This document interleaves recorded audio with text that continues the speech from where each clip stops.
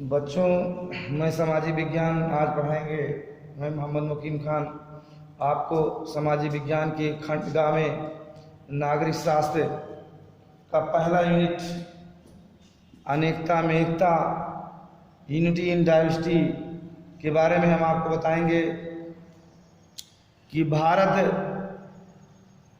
एक ऐसा विविधताओं का देश है जो संस्कृत की प्रवेश में विविधता झलकती है। हमारे देश में विविधता होते हुए भी लोग कंधे से कंधा मिला करके धर्म, भाषा, जात को ना देखते हुए एक साथ चलते हैं और कंधे से कंधा मिला करके, चाहे स्त्री हो या पुरुष हो, सब मिलजुल करके एक साथ रहते हैं और अंग्रेजों के विरुद्ध एक साथ मिलकर के इन लोगों को संग्राम कर करके अपने देश से हटाया था। और हमारी भारतीय संस्कृति की विविधता संसार के किसी अन्य देश में देखने को ऐसी नहीं मिलती है। और इसके अध्ययन से यह पता चलता है कि विविधताएं होते हुए हम एक सूत्र में बंधे हुए हैं और अपनी संस्कृति एवं सभ्यता का आदर और सम्मान करते हुए शांति एवं सदाचार युक्ता में विश्वास करते हैं। इसीलिए कहा गया है कि अनेकता में एकता होता है कि कई लोग अलग अलग बिरादरी के हों, अलग अलग जात के हों, फिर भी हम लोग एक दूसरे से मिलजुल करके अपने में रहते हैं। अब क्वेश्चन नंबर फर्स्ट दीर्घ उत्तरीय प्रश्न, जिसमें विविधता में एकता भारत की संस्कृति की विशेषता, ये क्वेश्चन है।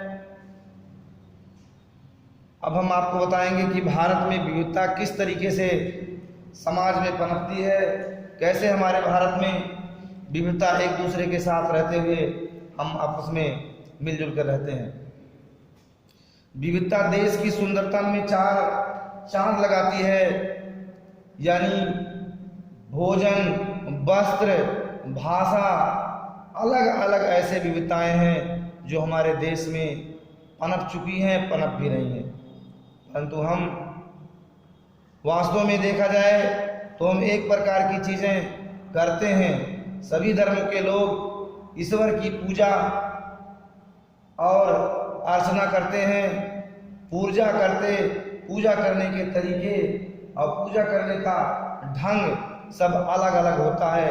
हमारे देश में हिंदी को राष्ट्रीय भाषा घोषित किया गया है और सभी लोग अपने को इस तरीके से अलग अलग स्थलों पे पूजा हो, उस पूजा अर्चना को बहुत ढंग से, अच्छे ढंग से अलग अलग धर्मों के लोग अलग अलग ढंग से करते हैं, जिसमें सभी क्षेत्र के हिंदी का प्रारंभिक अध्ययन अनिवार्य है।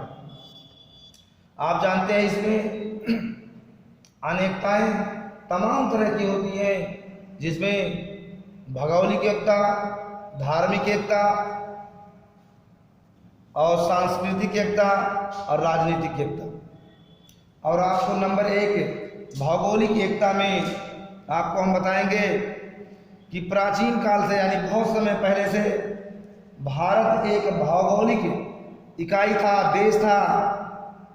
अपनी प्राकृतिक सीमाओं मुख्यतः उत्तर में हिमालय, दक्षिण में हिंद महासागर के कारण यह अन्य देशों से अलग है।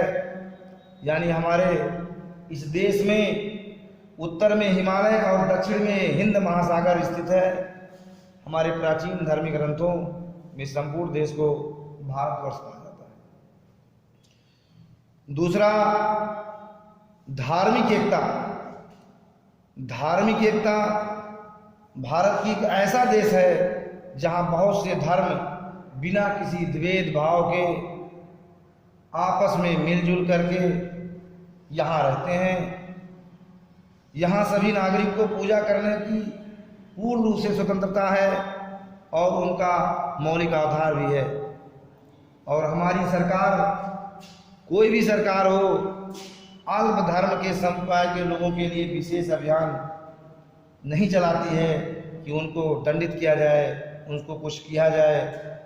ये स्वयं से महसूस कर सकते हैं वह अपने मंदिर हो, मस्जिद हो, गुरुद्वारा हो, गिरजाघर हो, मठ हो, हर जगह वो देख सकते हैं, वो पूजा अर्चना कर सकते हैं। वो सभी धर्मों के लोग यहाँ जाकर के अपने तरीके से पूजा अर्चना करने के लिए सक्षम हैं। तीसरा पॉइंट, सांस्कृतिक एकता। अब सांस्कृतिक एकता वहाँ के लोगों का विचार, स्वभाव, आदर सम्मान, धार्मिक मतों के आधार पे बड़ों का किस तरीके से आदर करना चाहिए, छोटों का किस तरीके से आदर करना चाहिए, परिवार में प्यार और सम्मान आज हमारे देश में बहुत सही तरीके से सांस्कृतिक एकता के आधार पर हो गया है। और इसमें तमाम ऐसे लोग अपने शब्द को कहें कि भारत की सबसे महत्वपूर्ण मौलिक एकता इस तथ्य पर टिकी है, भारत के विभिन्न लोगों ने मिलकर एक ऐसी संस्कृति या सभ्यता का निर्माण किया जो संसार के अनेक लोगों से भिन्न है। चौथा पॉइंट है राजनीतिक एकता। यह हमारे देश में राजनीति का भी बहुत बोलबाला है।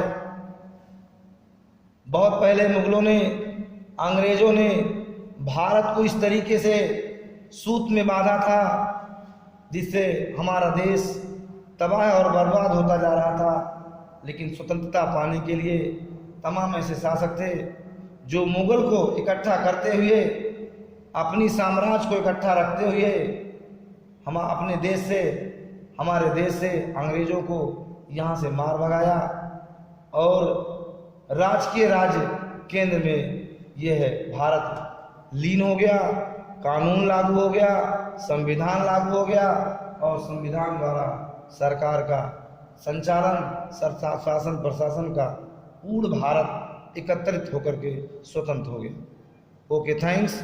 मैं दूसरा टॉपिक अगला वीडियो में बनाऊंगा।